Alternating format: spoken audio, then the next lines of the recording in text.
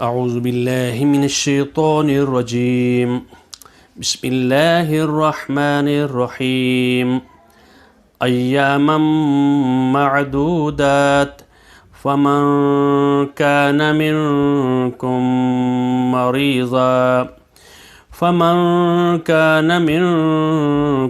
مريضا أو على سفر فعدة من أيام أخر وعلى الذين يطيقونه فدية طعام مسكين فمن تطوع خيرا فهو خير له وَأَن تَصُومُوا خَيْرٌ لَكُمْ إِن كُنتُمْ تَعْلَمُونَ۔ جس طرح کہ یہ ہم پہلے یہ کل پڑھ چکے ہیں کہ اللہ رب العزت نے ہمیں بتایا کہ مومنوں، خاص طور پر مومنوں کو خطاب کیا، اور یہ بہت بڑا اعزاز ہے، جتنا تمغہ امتیاز ہے نا، اے مومنو تمہارے اوپر روزے فرض کر دیے گئے۔ کتب علیکم الصیام کما کتب علی الذین من قبلکم، تم میں سے پہلے جو لوگ تھے، پہلی قومیں تھیں، وہ روزہ رکھتے تھے اور ان پر روزے فرض کر دیے گئے تھے۔ من قبلکم، تم سے پہلے جو لوگ گزرے ہیں وہ بھی روزہ رکھتے تھے، اور تمہارے اوپر اب ہم نے روزے فرض کر دیے ہیں، لعلکم تتقون، تاکہ تم بچو۔ تقوی اختیار کرنا، اور یہ روزے کا جو مقصد ہے، جو مفہوم ہے، اس کا مطلب ہوتا ہے رک جانا۔ سامہ یا سیام، روزے کا مطلب ہوتا ہے رک جانا اپنی شہوات سے، بھوک سے، پیاس سے، اور شریعت میں اللہ تعالیٰ نے جو ہمارے اوپر حرام چیزیں کی ہوئی ہیں نا، ان سے رکنا، اور اس کے ساتھ ساتھ جو حلال چیزیں ہیں روزے کے درمیان، ان چیزوں سے بھی رک جانا۔ اللہ کے حکم کے تحت سب کچھ ہونے کے باوجود بھی وہ کام نہیں کرنے ایک ٹائم تک جو اللہ تعالیٰ نے ہمارے لیے بتائے ہیں۔ یہ جو آیات ہیں نا رمضان کے متعلق، یہ تھوڑی سی بات ہمیں سمجھ لینی چاہیے۔ پہلے جس طرح کہ ہم نے بتایا کہ پچھلے درس میں بتایا گیا تھا کہ ہندو بھی روزہ رکھتے تھے، برہمن جو ہے، کاوش جو ہیں، اور اسی طریقے سے جینی دھرم کے جو لوگ ہیں وہ بھی روزہ رکھتے تھے، مصری لوگ جو تھے، یونان کے رہنے والے، وہ بھی روزہ، اور یہود اور نصارہ بھی روزہ رکھتے تھے۔ حضرت موسیٰ علیہ السلام بھی روزہ رکھتے تھے اور رک جاتے تھے۔ اور یہ ساتھ بتایا کہ جو عرب قوم تھے، جو عرب تھے، مشرک تھے، اور وہ غارت گری کرنے کے لیے اپنے گھوڑوں کو خود تو روزہ نہیں رکھتے تھے۔ حضرت ابراہیم علیہ السلام کے اچھے جائے کہ ان کا عقیدہ تھا کہ ہم اس دین کے اوپر ہیں، اس کے اوپر ہیں ہمارے، لیکن انہوں نے اس کو بدل ڈالا تھا۔ ان کا کام کیا تھا؟ غارت گری کرنا، ڈاکہ زنی کرنا، لوگوں کو گھروں کو لوٹنا، اور لوٹ کر اور گھوڑوں کو سداتے تھے، دھوپ میں رکھنا، اور ان کو بھوکھا رکھتے تھے، تاکہ جس دن ہم ڈاکہ ڈالیں، جب کسی کے گھر میں جائیں تو جب وہ ڈاکہ ڈال کر وہ گھوڑا ہمارا ساتھ دے، بھوک اور پیاس کی صورت میں بھی وہ دے۔ لیکن ادھر ہمیں اللہ تعالیٰ کس چیز سے روک رہے ہیں؟ کھانے پینے سے، حلال چیزوں سے، شہوات سے، اور یعنی ہر چیز کو برداشت کرنا، وہ حلال چیزوں سے بھی ایک ٹائم کے لیے روک دینا۔ کیوں؟ میرے حکم کی وجہ سے۔ کیونکہ پہلے جو لوگ تھے وہ کیا کرتے تھے؟ جب انسان کوئی فوت ہو جاتا تھا، والد فوت ہو جاتا تھا، اور جو مشرک تھے، جو عرب لوگ تھے، حتیٰ کہ ان کے جو بڑا بیٹا تھا وہ ساری جائیداد پر قبضہ کر لیتا، حتیٰ کہ اپنی ماں جو تھی جو ان کی بیویاں ہوتی تھیں، ان کے اوپر بھی قبضہ کر لیتا تھا، اور کسی کو کچھ نہیں دیتا تھا۔ یہ ان کا یہ شیوا تھا، اور وہ یہ اس لحاظ سے وہ ان کے یہ برے فعل تھے۔ اسی طریقے سے اللہ تعالیٰ رب العزت نے یعنی احکام جو ہے وصیت کے بتایا۔ پھر اس کے بعد سورہ نساء میں جو بات آئے گی مطلب میراث کا طریقہ، اور ابھی اللہ رب العزت ہمیں سکھانے کے لیے یہ بتا رہے ہیں کہ یعنی ابھی عادی ہو جائیں، کیونکہ تم نے روزہ رکھنا ہے ایام معدودات، یہ سمجھنے والی بات ہے۔ یہ وہ گنتی ہے جو 10 سے کم ہوتی ہے۔ اللہ رب العزت کہہ رہے ہیں تم نے جو گنتے کے دن ہیں نا، وہ تم نے روزے رکھنے ہیں۔ یہ شروع میں نبی کرم صلی اللہ علیہ وسلم یعنی عاشور کا روزہ رکھتے تھے. پھر اس کے بعد پوچھا ان سے، پھر مدینے میں گئے تو ادھر ان سے جہود بھی رکھتے تھے. تو آپ صلی اللہ علیہ وسلم نے ان سے پوچھا یہ پتہ کرو کہ وہ کیوں روزہ رکھتے ہیں. انہوں نے کہا ہاں اس دن فرعون سے حضرت موسیٰ علیہ السلام کو نجات ہے، اس نے شکرانے کے طور پر ہم روزہ رکھتے ہیں. اور نبی اکرم صلی اللہ علیہ وسلم نے ہم تو زیادہ حقدار ہیں تو ہم بھی روزہ رکھیں گے. اور پھر اس کے ساتھ ساتھ آگے جو بات سمجھنے والی ہے وہ میں کرنا چاہتا ہوں. فمن کان منکم مریضاً، اگر کوئی تم میں مریض ہو یا سفر پر ہو، فعدۃ من ایام اخر، وہ گنتی کو وہ پورا کرے گا باقی دنوں میں.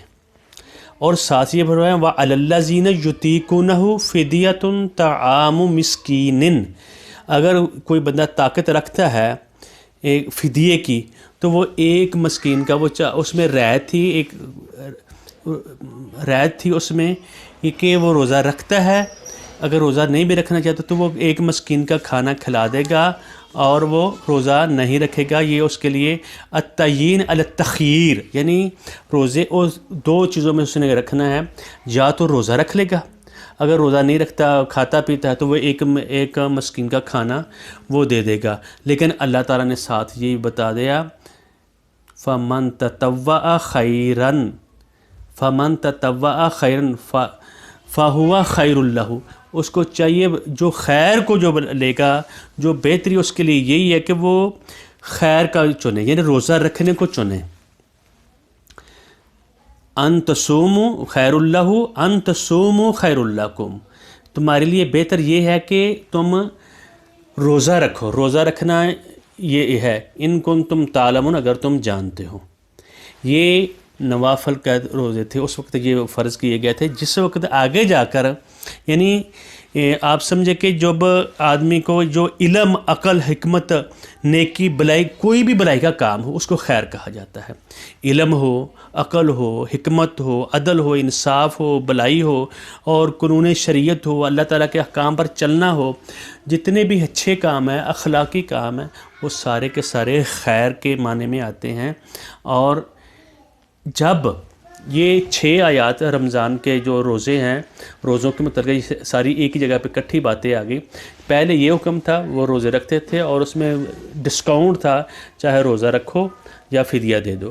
آگے چل کر جب آ گیا بات شہر رمضان الذی انزل فیہ القرآن، ابھی میں اس کا ترجمہ نہیں کروں گا، خالی بات کرنے کی کوشش کروں گا کہ رمضان کا مہینہ آیا اور اس میں قرآن پاک بھی نازل کرنا شروع کیا رمضان میں ایک مہینے میں.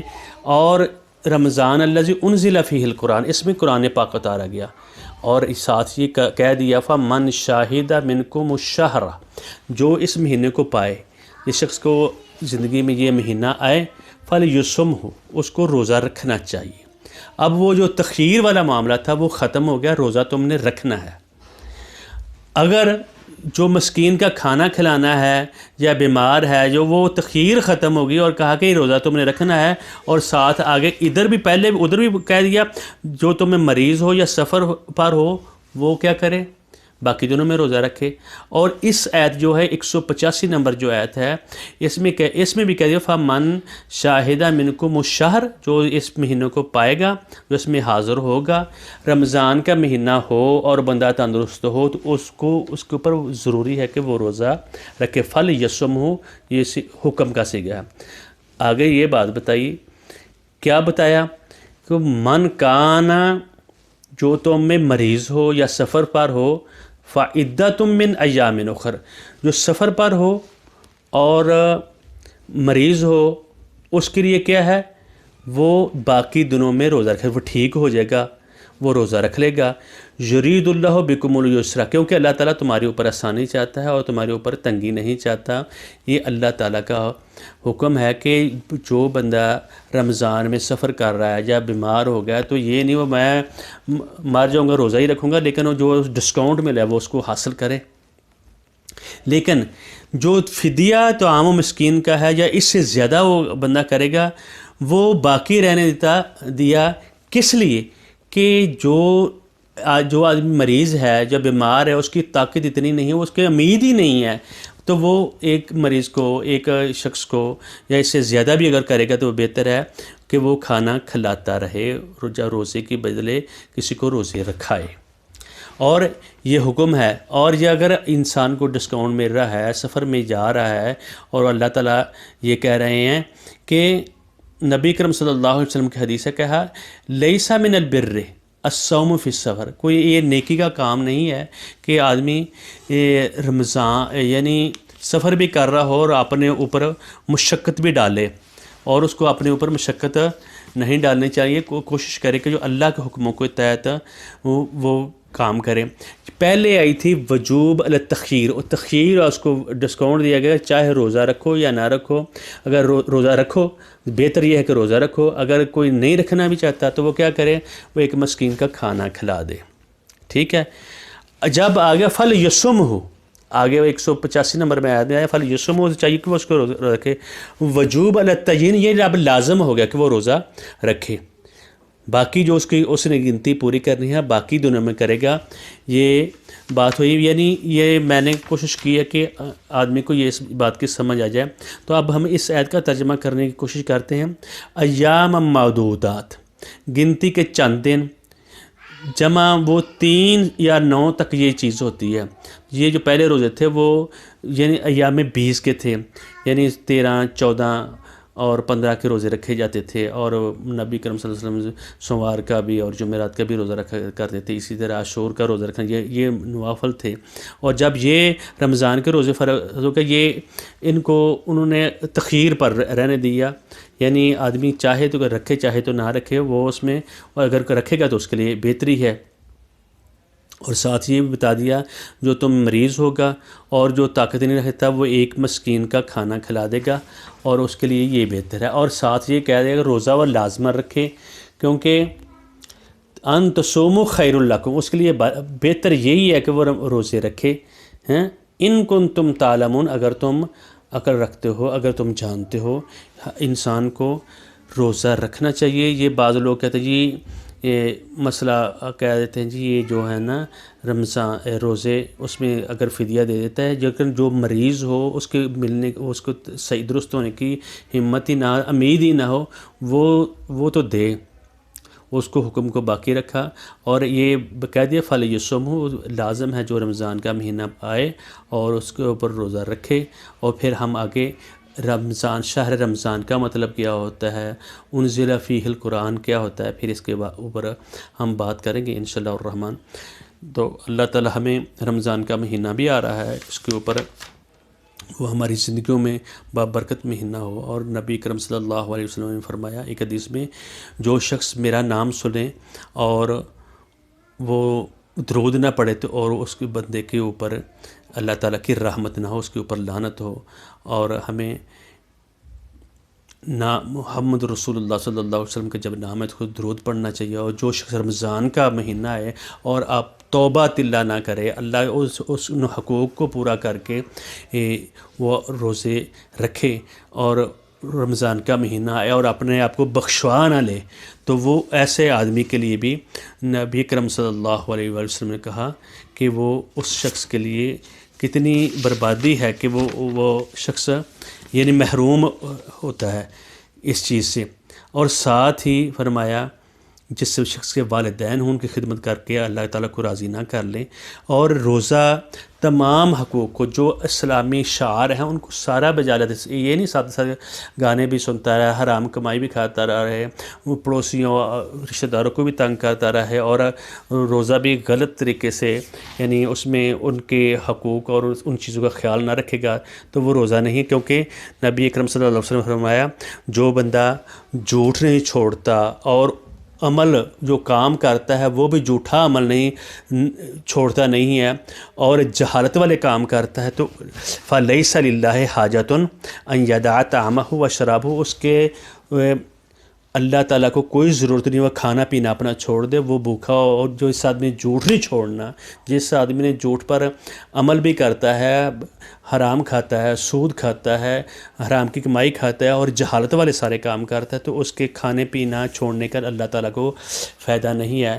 اور ایک آگے یہ بھی بتایا گیا کہ کم من صائم فلیس لہ من صیامہ الا الجوع الظمأ، کتنے روزے دار ہیں، روزہ بھی رکھتے ہیں اور سوائے بھوک اور پیاس کے ان کو کچھ نہیں ملتا۔ وَكَم مِّن قَائِمٍ فَلَيْسَ لَهُ مِن قِيَامِهِ إِلَّا السَّهْرُ وَالْعَنَا، کتنے لوگ ساری ساری رات کھڑے ہوتے ہیں اور وہ اللہ تعالیٰ کو ان کے قیام کرنے کا اور ان کے تھکانے کا اپنے کو آپ کو ان کو کوئی فائدہ نہیں ہوتا، وہ سارے کا سارا ان کا بیکار جاتا ہے۔ اپنے دل کے ساتھ اور زبان کے ساتھ اور عمل کے ساتھ اور خالص نیت کے ساتھ یہ کام ہوں گے تو اللہ کے ہاں قابل قبول ہوں گے، کیونکہ اللہ تعالیٰ دلوں کی باتوں کو جانتا ہے۔ انشاءاللہ العزیز آگے بھی ہم اس کو پڑھنے کی اور سمجھنے کی کوشش کریں گے، اور دعا کہ اللہ تعالیٰ ہمیں عمل کی بھی توفیق